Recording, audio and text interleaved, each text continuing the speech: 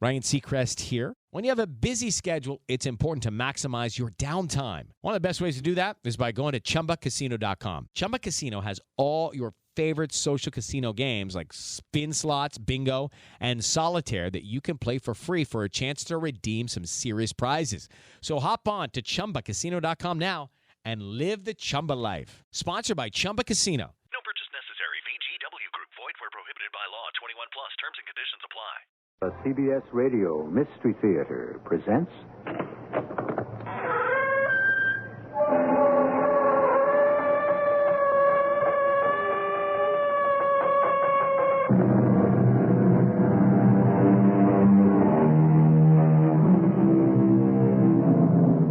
Come in. Welcome. I'm E.G. Marshall.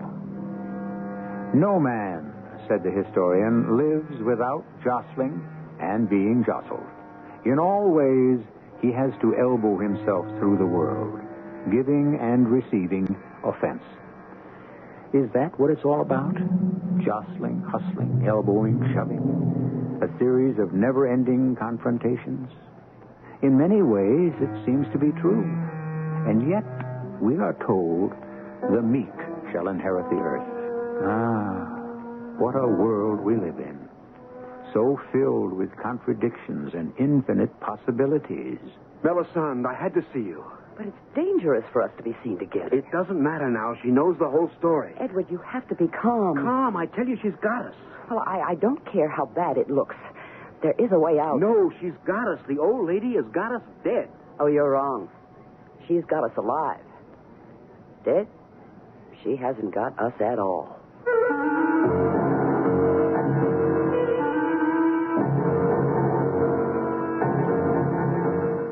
Our mystery drama, The Coldest Killer, was written especially for the Mystery Theater by Sam Dan and stars Joan Lovejoy and Bob Reddick. It is sponsored in part by Buick Motor Division and X-Lax. I'll be back shortly with Act One.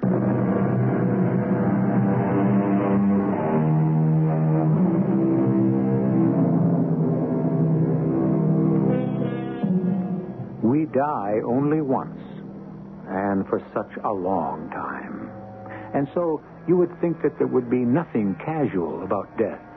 Seemingly, we ought to go to any length to avoid it. But we're getting ahead of our story. In the beginning, we have Joseph Nafferton and Edward Coffin, lifelong friends. Now in their late 30s, closer than ever. As a matter of fact, partners in business. And they're having dinner together, as usual. A happy party of three. Joe, Edward, and Melisande Nafferton, Joe's wife. No dessert for me. Well, that's the first sensible thing you said all night, Joe. You tried to get Joe to go on a diet again. No, somebody has to do it. Really, that somebody should be you. Oh, I've given up. Oh, but it's your wifely duty, Melisande. I think my wifely duty is to be pleasing and loving to my husband. Which she is. And if you're constantly badgering and nagging at a man to do the right thing, you are well on your way to becoming a shrew. And now, the reason I'm not having dessert tonight is, A, I don't have time, and B, I'll have it later. Later? Oh, I have a boys' club thing tonight. Again? It's a special tonight. They're giving me an award. And you didn't tell me? You didn't ask us to come. Well, how would it sound? Come to the boys' club tonight and watch me get an award. But I'd want to go and see you get a medal. Well, it isn't exactly a medal. More of a citation. Well, why didn't you tell me? I'd have canceled my duplicate bridge session. Well, that's just it. After all, Edward, bridge is like a religion to you. And this is just some little boys' club thing. Joe, you give your time, your energy, and your money to help these kids. Now, when a gesture of appreciation is being made, you call it nothing. Well, I'm going to phone Aunt Emma and tell her I can't stop by and see her tonight. Oh, but she's sick. Aunt Em? Oh, she's always sick. I'll get out of my bridge game. No, please. Listen, there's no need. It'll just be coffee, cake, and ice cream, and some dull speeches. Oh, but Joe... This award business is the least important, and the most important thing is the kids. To light one little candle in the darkness, Mel. It's more important that you visit your Aunt Emma tonight. And, Edward, you really don't want to miss your bridge game. Well, you seem determined to go by yourself. Well, it's just that... If I were a jealous, suspicious wife, which I am not, I might suspect an ulterior motive. What do you mean? Why do you want to be alone? Is there really a boys' club awards meeting tonight? Now, Melody... A meeting, yes. But with a blonde, brunette, or redhead? Not even in a joke. I can vouch for Joe. So can I. Well, the thing starts at 8, and it's almost that now. It's on the south side. Can you drop Melisande off, Edward? Sure. But will it be in the papers? Well, I don't think so. Why should it be in the papers? It isn't as if I killed anybody. Well, I'll see you at home, Melisande. Good night, Edward. Now, why do you think he doesn't want you or me at that meeting? Anything fishy, do you suppose? Oh, hardly. As far as Joe is concerned, what you see is what there is. He's extremely modest. He doesn't like to be the center of attention. If you or I were there, he'd really be embarrassed. Well, darling, it's a bonus. A bonus? Well, I didn't figure we'd have a chance to be together tonight. So, why don't we leave here right now and make the most of it?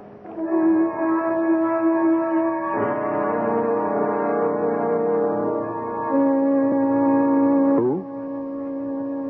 Well, certainly. Have her come right in, Miss Knight. Ah, Mrs. Nafferton.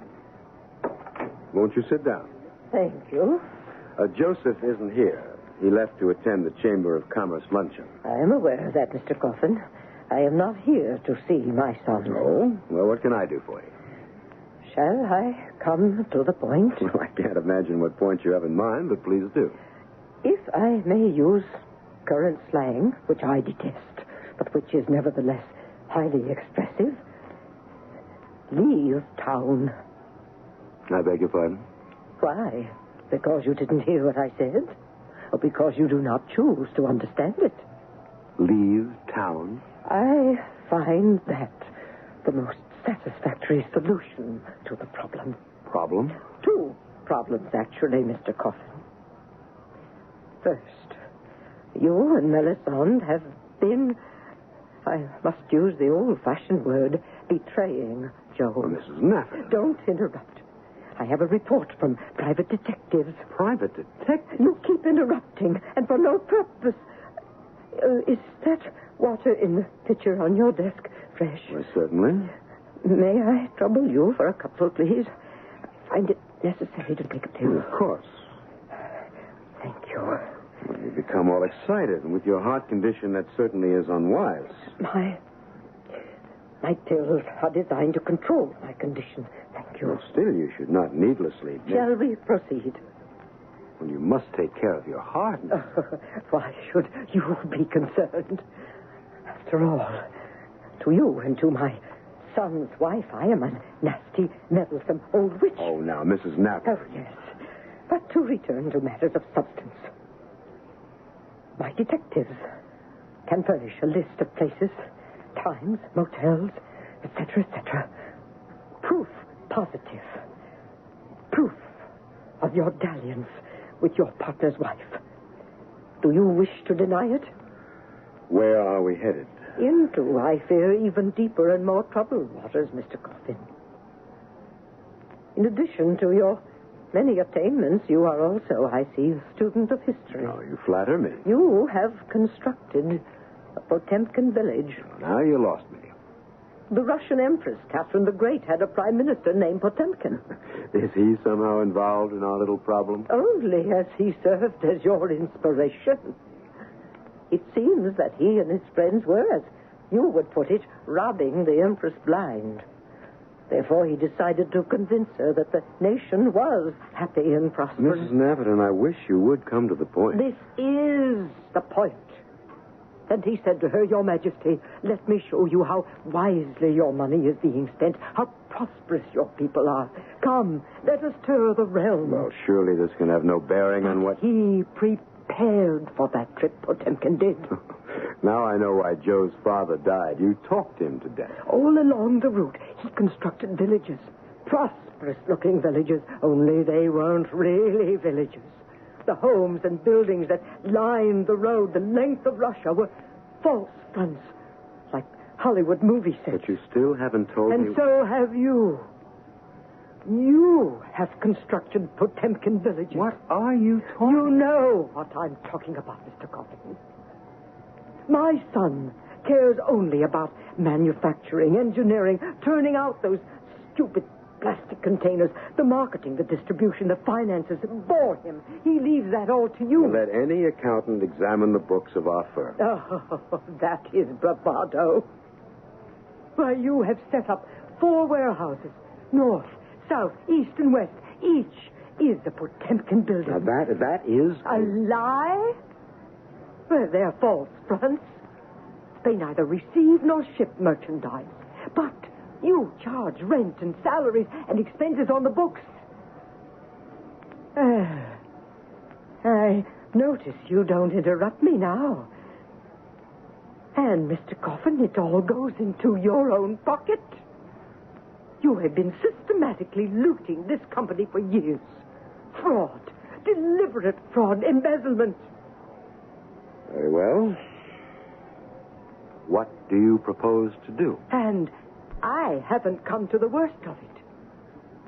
You and Melisande, you have been making plans to murder Joseph. Why would I want to kill Joseph? It doesn't make sense. Unfortunately, it makes a very grim kind of sense. From your point of view, he's the goose that lays the golden egg. Not indefinitely. You see, Mr. Coffin, the money is running out. Strong and profitable as the company was, it could not endure your depredations forever. Joe isn't aware of that. But the day of reckoning must soon be at hand. How would killing Joe help? Insurance. Insurance for both you and Melisande. Melisande, as Joe's grieving widow, would be consoled by $250,000. And you and Joe have key man insurance taken out on each other. Now, look, Mrs. Nathan, we never could even attempt Do to... you think you could ever collect insurance if the facts in my possession were presented to the insurance company? Why, you and Melisande would go to jail for life. All right, Mrs. Nathan. You have all the cards. What do you propose to deal? I have an airline ticket for you, and some money, and a typewritten note. Read it. But I have no... Read it. I shall turn my findings over to the police. Dear Joe, we stumble in the darkness. Suddenly, we see a ray of light, which reveals our true destiny. I feel I must go off to an undeveloped place and help those less fortunate than myself. Perhaps unconsciously, I absorbed it all from you. Goodbye, Joe, and God bless you. Now sign that, please. But You have no choice.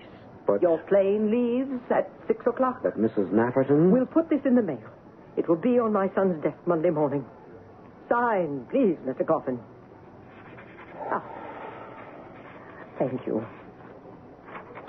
And now, Edward, I bid you not au revoir, but farewell.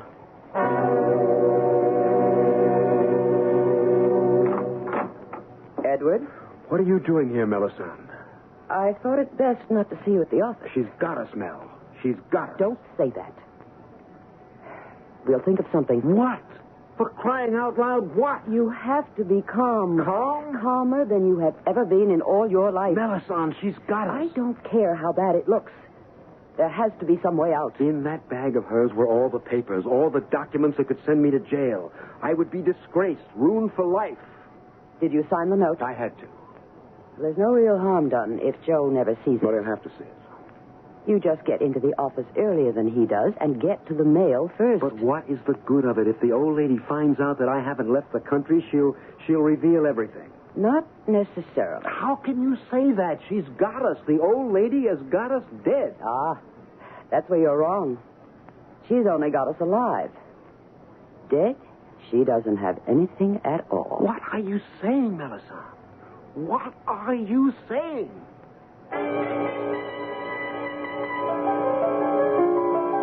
Oh, come now, Edward. You know what she's saying. And if you don't, Every man, woman, and child in our audience could tell you. We play fair on this show. When somebody has to be done in to advance our plot, why, we do them in. And furthermore, the graduate students in our little seminars here already know how it's going to be done. Every clue was in plain view. I shall return shortly with Act Two.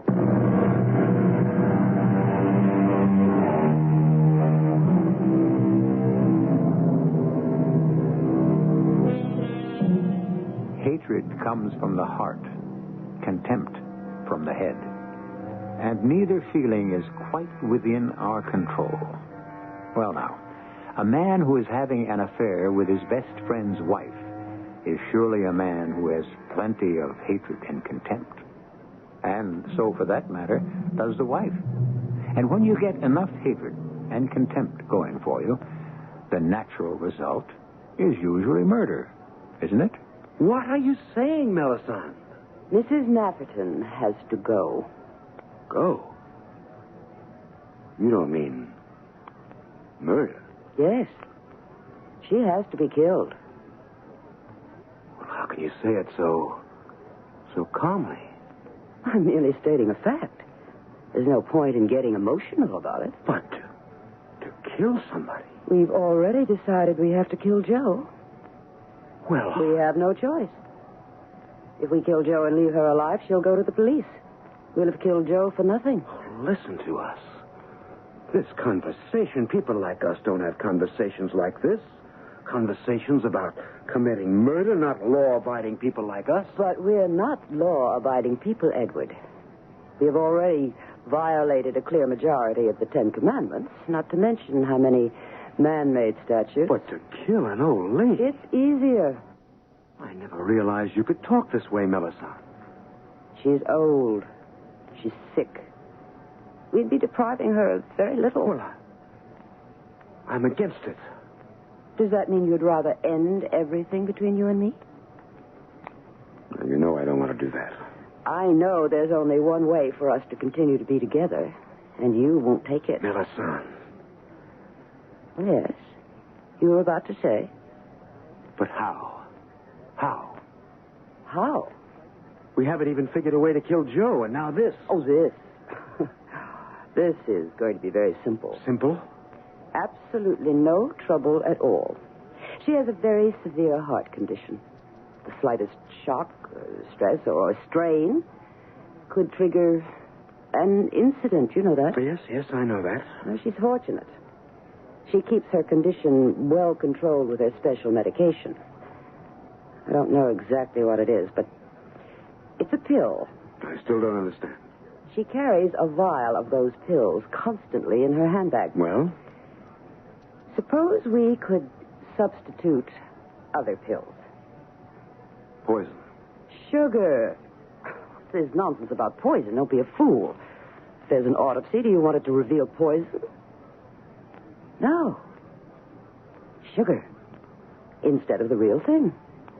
And it will appear that one of the attacks just carried her off, despite her pills. But, Mel... These things do happen. And we are in the clear. But how do we substitute the sugar pills? Oh, I've already taken care of that. You've what? I've already made the substitution. You have? How? When? Mother Nafferton invited me over for lunch today. She informed me of her plan for you and me. At that split second, I knew it would have to be done. But when? Fortune, as the saying goes, favors the brave. She was called to the telephone. That instant, I took the vial from her purse and emptied the pills into my own. But where did you get sugar pills with which to replace them? My darling, don't I always carry a little bottle of saccharin tablets? Now, if anything should trigger another attack, and she takes one of what she thinks is her pills, it won't... Precisely. It won't do her a bit of good. But it will do us all the good in the world. Then all we have to do is wait for an attack. No. No, we can't afford to wait. She may be days, weeks, even months without it. Well, what can we do? We can give her one. Now, what are you talking about? We'll go to her and Make sure she has one. Well, it's murder. Of course. Well, where do we have to go? I want you to have your share in this murder. I switched the pills. You will do the rest. But I don't know what to do. I'll spell it out on the way home.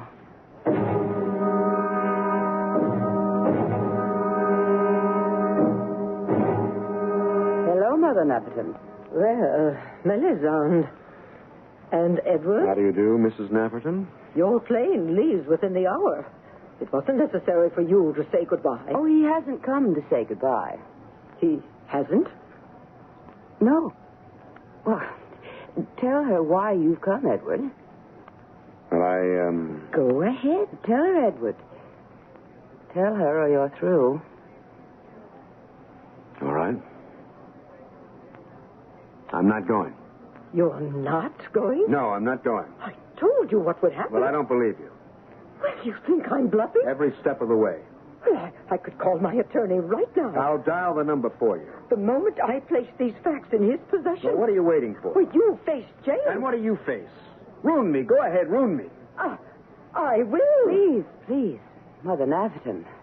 You cannot afford this excitement. You keep out of this. If it weren't for you, you're the Jezebel. The harlot who's ruined both of them. You bewitched one and seduced the other. Expose me. Expose her. Flaunt our sins and my crimes for the world to see. Will your darling Joe thank you for it? Love you for it? Don't you think he knows? No. Yes, in his heart he knows. That isn't true. He is nothing but a worthless, timid weakling. Don't you dare talk that way about my son. And it's your fault. It's how you raised him. Get out. Get out. I dare you. I'm going to call the police. Well, let me do it for I you. will. Water. Give me some water. There's a pitcher on the table, Edward, and a glass. My Right here. pills. Here, let me... I don't want any help from you. I get my pills myself. My pills. There. Now, I feel better in a minute. Oh, it should stop. The pain should stop immediately. It should stop. Melisande, call Dr. Spurlock. Call Dr. Spurlock.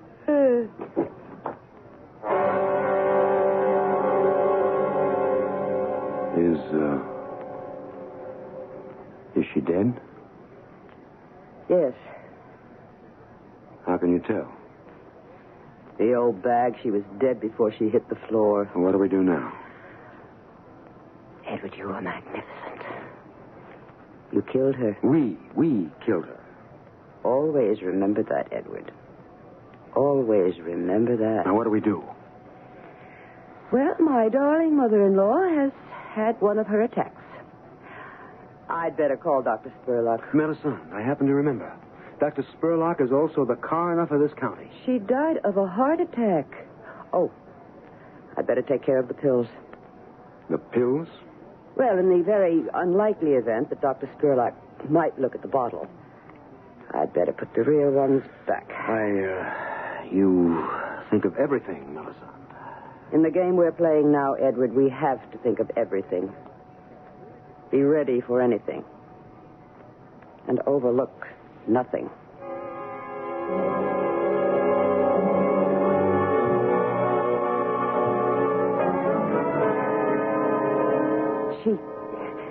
She suddenly started gasping for breath. She was in pain. Was she able to take her pill? Oh, yes, Doctor. Edward got her a glass of water, and she took the pill out of the vial in her bag, and she drank it down. And then what happened? Well, she closed her eyes, and she sighs, the way she usually does. Did. And we thought that would be the end of it, the way it usually was. Yes? But this time, instead of getting better immediately, she seemed to get worse, and she just died. Melisande, are you sure she took her pill? Oh, yes. We saw her, didn't we, Edward? Absolutely.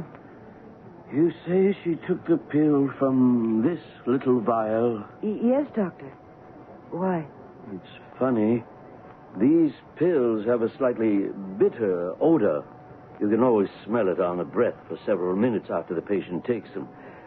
But I couldn't detect any such odor of it on her. How long after she took a pill was it till you called me? It was almost immediately, Doctor. That's how fast it happened. And you were here less than 10 minutes later. Yes. Well, in that time, the odor could have dissipated. Are you going to perform an autopsy, Doctor? An autopsy? Whatever for? She was a very sick old lady, and she obviously died of a massive heart attack. Autopsy? What do you think this is, a detective story? Shall you need us for anything else, Doctor? No. This must have been a traumatic experience for both of you. Edward, why don't you take her out for a breath of fresh air?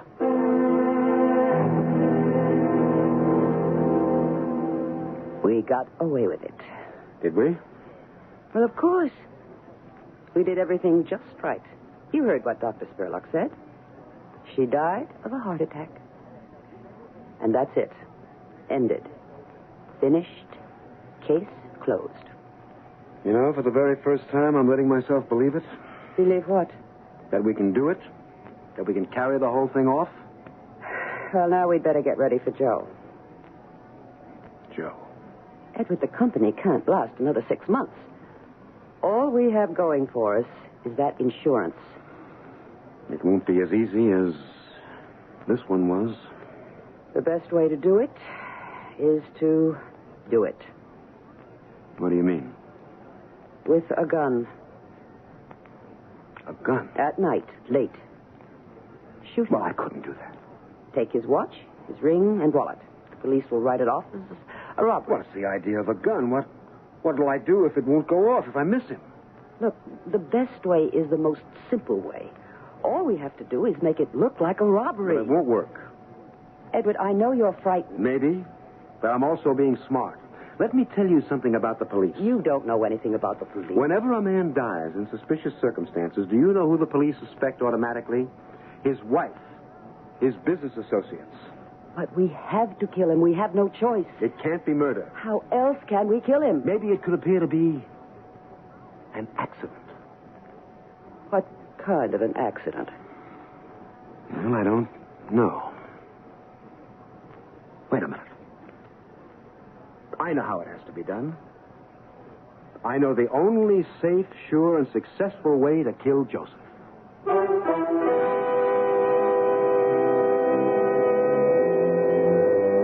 You realize, of course, he's talking about his best friend and her beloved husband. What people we have in this world. And these folks have already gotten away with one murder. Is there no justice?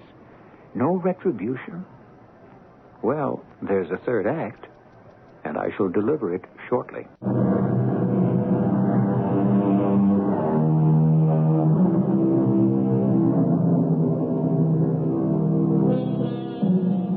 Practice, they say, makes perfect. Or if you want the original quote, practice is the best instructor. Well, obviously, practice improves practically everyone. Tennis players, golfers, piano players, doctors. Oh, yes, doctors. They practice all the time. But what does practice do for murderers? We'll get someone else to do it. Are you talking about a hired killer? That's the way it's usually done, isn't it? By whom? By people who need to have a murder committed. But do you realize that such a man could blackmail us for the rest of our lives? How? It's a job. We pay him, and that's the end of it. How could he blackmail us? He'd have to admit his own guilt. No, I've thought this out very carefully. It's the only way that makes sense. But you yourself said when a man dies in suspicious circumstances, the police are bound to suspect his wife and friends. Ah, but since neither you or I will have to be there to pull the trigger, we can arrange to be somewhere else. You really are quite inventive. All right, let's arrange for this thing immediately. Arrange? Yes, let's hire someone. I'm convinced it's a splendid idea. Yes. Well... What's the matter? Well, it's a splendid idea, all right. And nothing is the matter, in theory. Then what is the problem? All we have to do is get a hired killer. Yes, I understand. But how do we hire one? Well, the underworld is full of them. Yes, but where is the underworld? Well, it's all around you. Gambling, loan sharking, protection rackets. It's even taken over respectable businesses. But how do I find it? What I'm trying to say is we've got a practical problem. We want to hire a killer. We can't advertise in the classifieds. Well, we just... Just what? Ask around? Go looking in some shady dive? Approach some villainous-looking character? Are you telling me it's impossible to hire a killer? I'm telling you we don't know how to go about it. But we have no other way. The business insurance policy Joe and I have on each other is only good if the business is ongoing. In 6 months, we'll be bankrupt. All right. The idea of having someone else do it is basically good. Now, if we can't get someone to do it, why can't we get someone to be blamed for doing it? You mean to, frame somebody? That's as good a word as any. Well, once again, who? Doesn't Joe have any enemies? Enemies? I can't think of anyone who doesn't like him. Oh, that's impossible. Somebody has to dislike him. Well, look at you and me. We're going to kill him, but even we like him. Well, we have to kill him somehow. And it has to be done right away.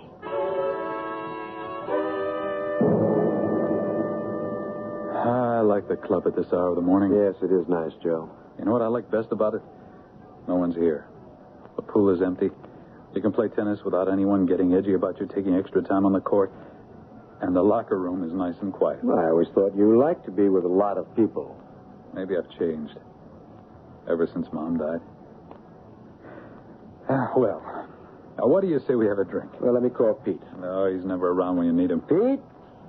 Hey, Pete. He's probably goofing off somewhere. No, he's around somewhere. Joe, what's wrong? I don't know. Losing Mom took something out of me. Like what? Oh, like I used to do a lot of things because I figured Mom would like them. I got all involved with community projects and stuff like that. And you seem to enjoy them. I didn't really. I don't enjoy them now. They all feel like a waste of time. Didn't you say light one little candle in the darkness? You know what happens to that one little candle? The wind blows it out. I understand how you feel. Empty because of your mother. No. No, I'm going back to being me. Thinking about myself, my wife, my business. I've been neglecting them. Shamefully, Eddie. I don't even know what shape we're in. Well, we're in pretty good shape. Oh, it's a disgrace. We've had those new warehouses. I've never even been to see them. We ought to go on a trip next week. Okay. You shoulder too much of the load. From now on, I'm doing my share. Well, you don't really have to You feel... gentlemen called me? Oh, Pete. Yeah, we called you about 5 minutes ago. Well, Mr. Napperton, I was in the kitchen. No, it wasn't 5 minutes ago, Joe. Pete, the usual for Mr. Napperton and me. You can skip me, Pete. Is something wrong, Mr. Napperton? You're going to make drinks? Look at your hands. Those Well, fingernails. Joe, part of Pete's job is to shine everyone's shoes, too. I wash my hands All before right, I all make right. drinks. Take off. Please, Mr. Napperton, don't be sore at me. Will you get out of here? If I'm doing something wrong, let me know. The gentlemen are starting to come in. You're bothering me. But if they hear you yelling at me, they'll figure I've done something wrong and I might get fired. Look, I don't want to be annoyed. Something wrong here, Mr. Napperton? But can't you, as the club steward, see to it that we get some intelligent attendance? Well, of course. I'm sorry you're so upset. Pete, you're through here at the end of the week. You mean I'm fired? That's right. Yeah, but I need the job. Well, I'm sorry. Well, sorry, I got a wife and kids to feed. Mr. Napperton, I hope you're satisfied with yourself. That's enough, Pete. You phony, with all your good works. Now, Pete, don't bother to finish the week. Get your money and leave. You don't deserve to live. Why, Look out, look out. That's all right, gentlemen. I've got him. I'd like to kill him. You ain't gonna kill nobody. Let go of my You arm. walk nice and easy and keep your mouth shut, and then I'll let go of your arm. I don't know what got into me. It's just that for so long I've just tolerated all kinds of... Well, I've given so much of myself to others. Well, that's no reason to go to the other extreme. Well, it's just that Pete has always offended me with his dirty hands. I was always afraid to complain because he'd be fired. Well, it's not my problem, it's his. Why don't you forget it? Better still, stretch out, have a nap. This is the best time of day for him. Damn it, if he's so worried about his wife and kids, he should learn to wash his hands. Don't you see? It's another perfect setup. Just like we had with Mother Nafferton. What do you mean? Like the pills, the kind of thing that just falls into your lap. We have the ready-made patsy. Pete. He has the motive. He was heard to threaten Joe.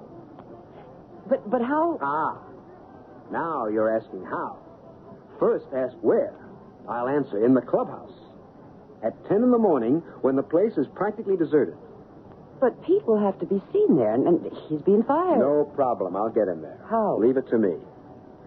Now, for the murder weapon. A gun? Guns scare the daylights out of me. Besides, no one should hear the shot. Well, then what can you use? A weapon that will never be found. That's the beauty of it. What do you mean, it will never be found? I read about this in a couple of stories. You make a dagger, a sharp, pointed instrument out of liquid carbon dioxide. What? Dry ice. Dry ice? I bought a small cylinder of CO2 gas. Okay? When you release it, it forms a solid kind of snow that you can mold into a pointed stick. A sharp, pointed stick. But why? Why not use a knife? Because you stab him with this, it enters the body, and then it melts and disappears. Oh, I see. Well, will it stay hard enough while you're in the clubhouse? It's warm in the locker room. I'll carry it in my bag, the one I use for my tennis things. Only I'll have the bag packed with more dry ice. Dagger made of dry ice. Can it work? It has to work. No way to ever find what the weapon was. And Pete? The fact that they'll never find the weapon will only make them grill him harder. Make them more positive he's lying when he claims to be innocent. But you still have to get him to the clubhouse. That's no problem at all.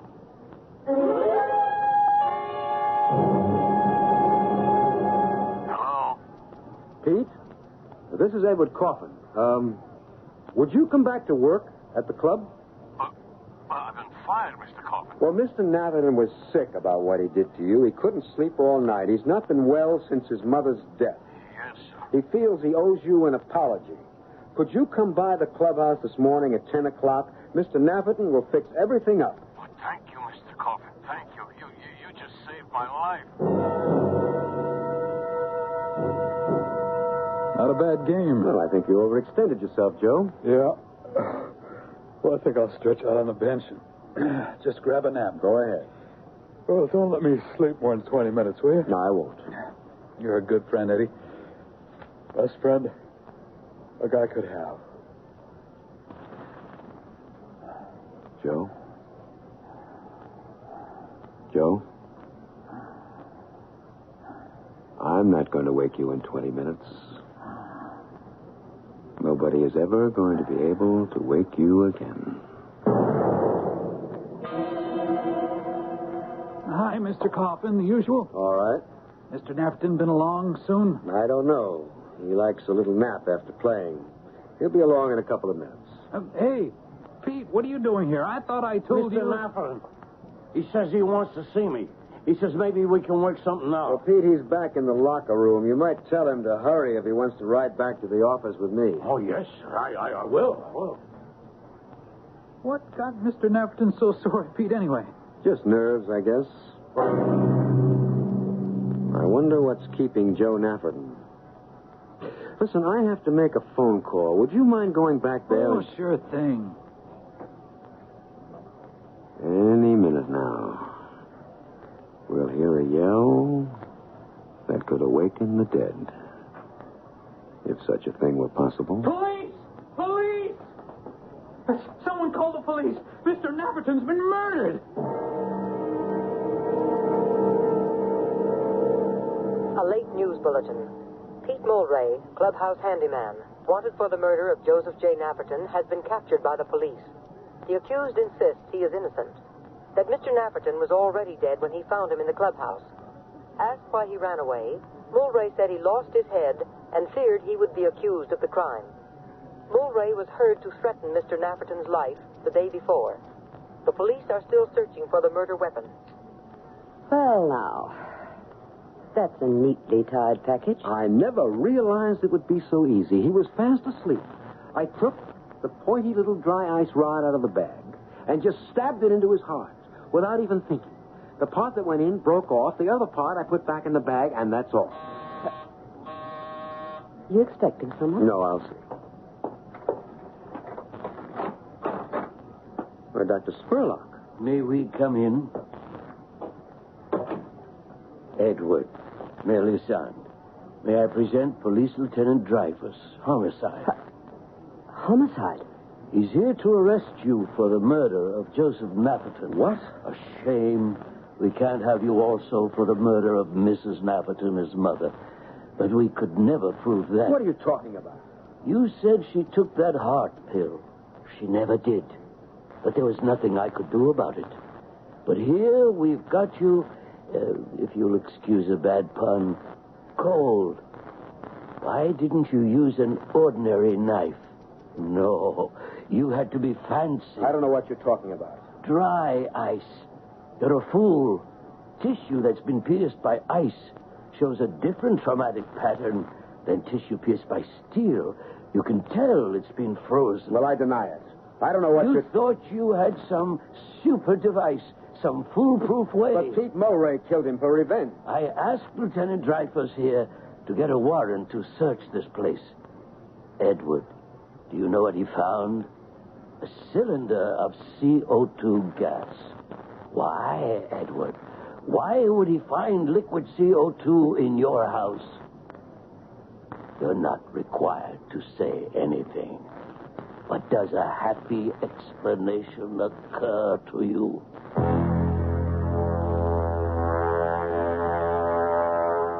No, sir. Not even an unhappy explanation occurred to him. They were very quiet, Edward and Melisande. What a fumbling, stumbling pair they were. But isn't that all to the good? After all, if all murderers were clever, none of them would ever be caught. I'll be back shortly.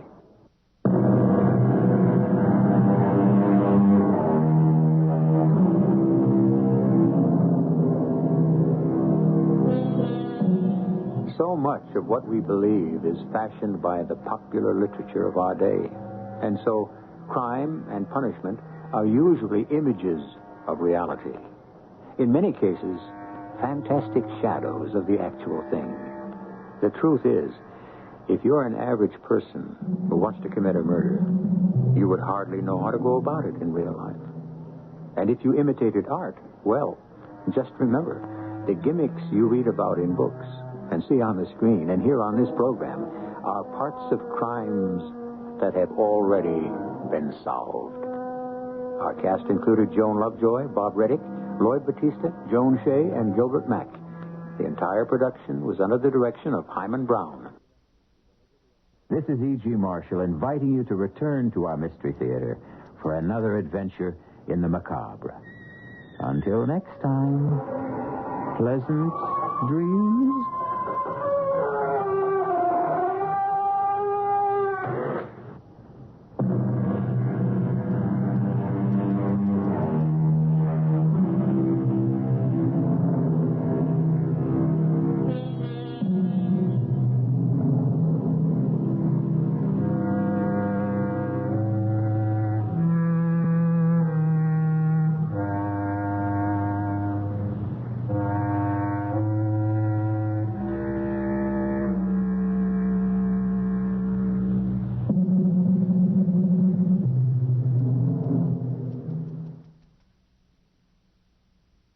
It is Ryan Seacrest here. There was a recent social media trend which consisted of flying on a plane with no music, no movies, no entertainment. But a better trend would be going to ChumbaCasino.com. It's like having a mini social casino in your pocket. Chumba Casino has over 100 online casino-style games, all absolutely free. It's the most fun you can have online and on a plane. So grab your free welcome bonus now at ChumbaCasino.com. Sponsored by Chumba Casino. No